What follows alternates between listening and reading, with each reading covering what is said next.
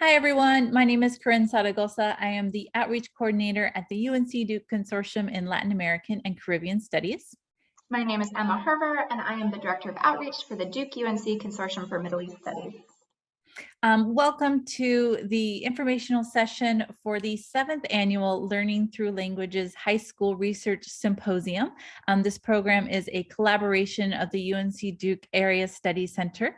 And this year's program, the 2021 year, is virtual again because of the uncertainties around the COVID-19 pandemic, but we are still excited to bring this program to you in a virtual format, and we're excited to tell you more about this year's program. What is Learning Through Languages? It's an opportunity for North Carolina world language students to showcase their language and research skills. Our objectives through this program are to have students learn about a topic of significance to a world region, produce informational writing aimed at an academic audience, and to develop digital technology skills through the creation of a project visual. To participate in this program, students will present their research in 2 formats. The first is a written briefing in the target language, and the second is a project visual also written in or using the target language as well. So to participate in Learning Through Languages, there are several steps that students complete, and we'll outline those for you here. Step 1 is for students to apply for the program.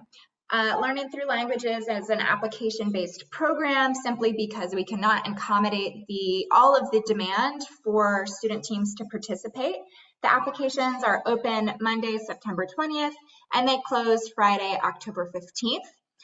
We ask that teachers fill out the application online for any students interested in participating, and the application is available at this link, areastudies.unc.edu/LTL.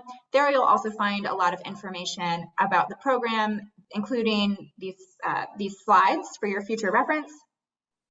Students are eligible to participate in Learning Through Languages if they study Arabic, Chinese, French, German, Italian, Japanese, or Russian. And heritage speakers are also eligible to participate. We encourage students to be at level 3 or higher so that they can fully participate comfortably in the research and writing process. Students participate in teams. This year, given the virtual format, we also are allowing students to participate as individuals. So teams will be composed of 1 to 3 students, and each teacher may bring up to a maximum of 3 teams, again, so that we're able to accommodate all of those who are interested in participating. By Friday, October 22nd, teams will be notified if they have been accepted into the symposium.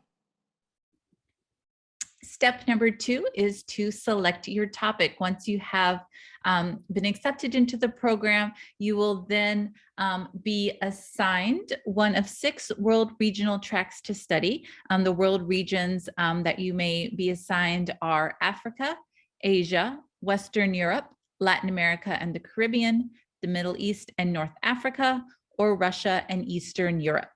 Now, the track that you are assigned may not necessarily represent the language that you are studying. So, for example, if you are a Spanish team, you may not automatically be assigned the world regional track of Latin America or of Western Europe. We're doing this so that you can expand your horizons and learn about a different area of the world that you may not normally get to learn about during your course of language study. And once you have been assigned your regional track, you will then be able to select based on your interests one of the following topics to research within that world region. These topics this year are based on the United Nations Sustainable Development Goals.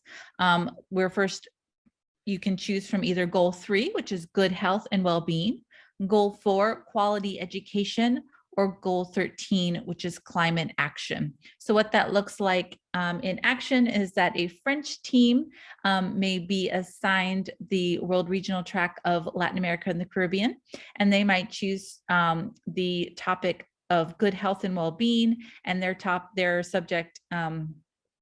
research might be about the effect of COVID-19 in Ecuador, or for example, a Russian team may be assigned Western Europe as their track, and they might choose to address the topic of climate action by researching how Switzerland uses solar energy to combat climate change.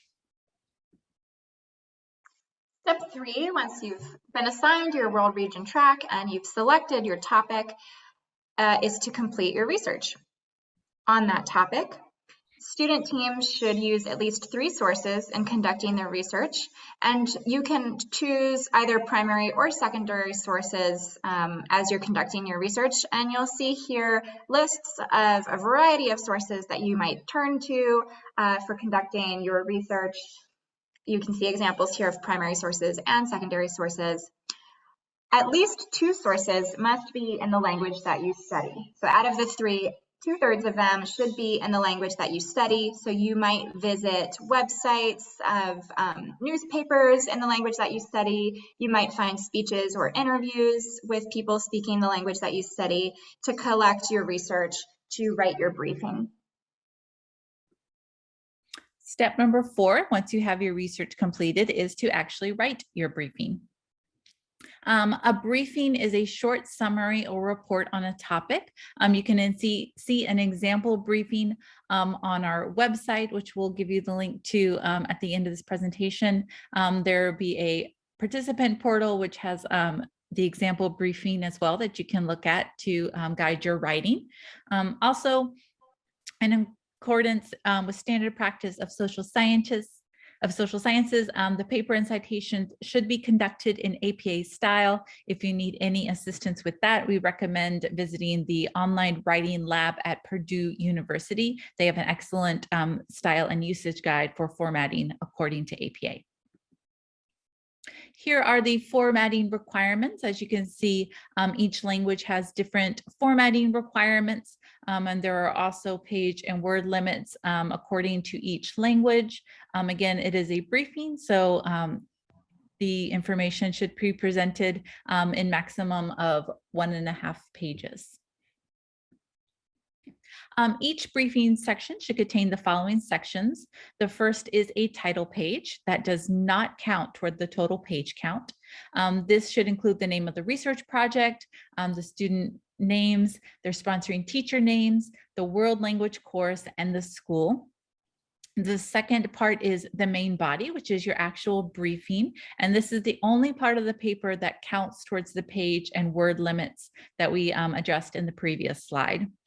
And finally, you should have a reference section, which includes your citations conducted in APA style. You can choose whether to do your reference section in either English or in your target language. It will not affect your score either way. Students should know which sources, however, are primary and which are secondary sources for the judges to make sure that you are using a diverse language sources for your project.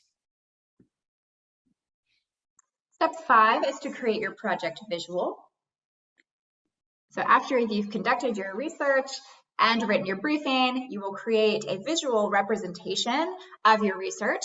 This project visual may outline or illustrate your key research findings, and project visuals should contain both some kind of imagery as well as text written in the target language. So maybe you're adding captions to photos or specific words that you want to make sure really highlight what you found as you conducted your research.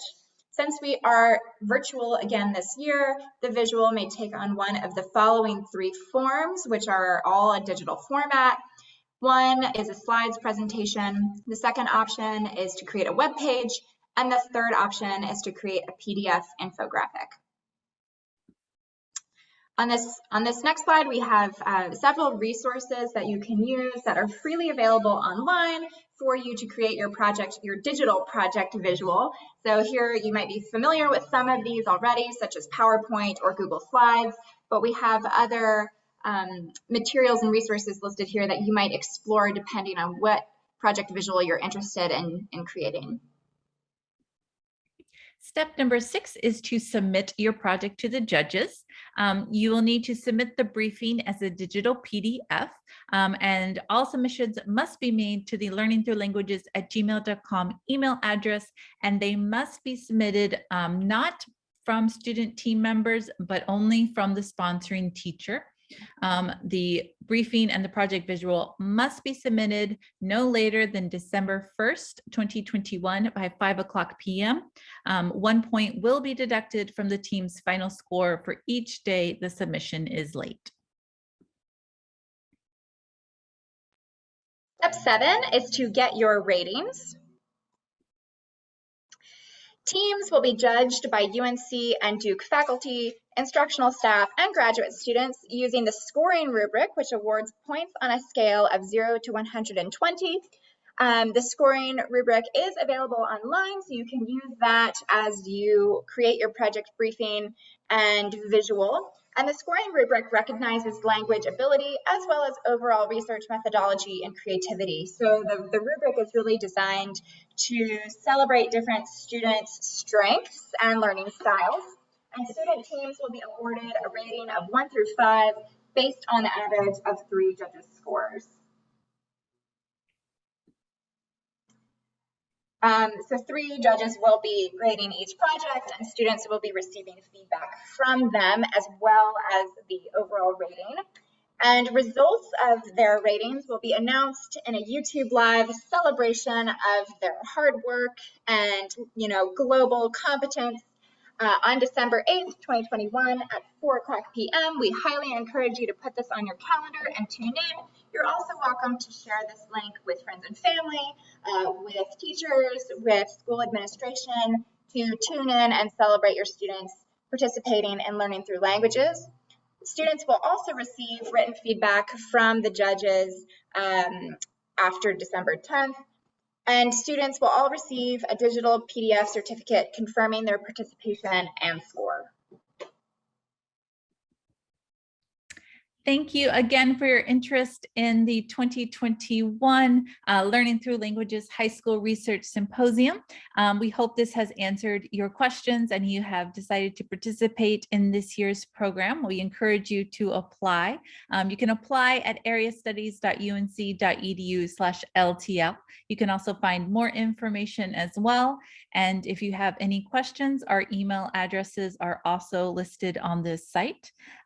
Thank you again from both of us. We look forward to seeing your projects, and thank you for taking on the wonderful task of learning a new language.